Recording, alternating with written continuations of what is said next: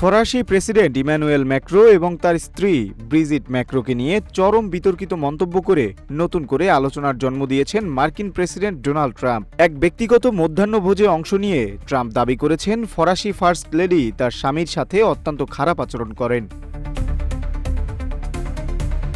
White হাউসের YouTube চ্যানেলে অল্প সময়ের জন্য প্রকাশিত একটি ভিডিওতে ট্রাম্পকে বলতে শোনা যায়, আমি ফ্রান্সে ফোন করি ম্যাক্রোকে, যার স্ত্রী তার সাথে খুব খারাপ আচরণ করেন। এখনও তিনি সেই চরের ধাক্কা সেরে উঠতে পারেননি। ট্রাম্প মূলত ২০২৫ সালের মে মাসে ভাইরাল হওয়া একটি ভিডিওর ইঙ্গিত করেছে। ওই ভিডিওতে দাবি করা হয়েছিল যে ভিয়েতনাম সফরের সময় ব্রিজিট ম্যাক্রো তার স্বামী ইমানুয়েল ম্যাক্রোকে চর মেরেছেন। যদিও ফরাসি প্রেসিডেন্ট তখন একে ভুয়া তথ্য বলে উড়িয়ে দিয়েছিলেন, কিন্তু ট্রাম্প সেই পুরনো প্রসঙ্গ টেনে নতুন করে বিতর্ক উস্কে দিলেন।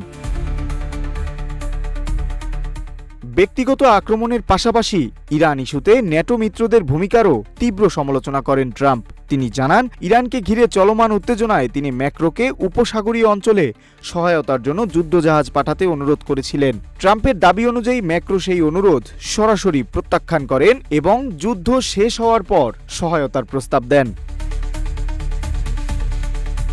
ট্রাম্প ক্ষোভ প্রকাশ করে বলেন, আমি বলেছি যুদ্ধ শেষ হওয়ার পর নয়, এখনই আমাদের সাহায্য দরকার।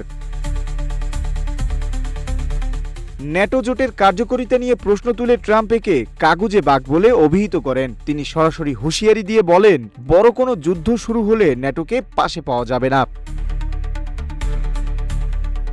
নিউজ ডেস্ক, রূপালী বাংলাদেশ।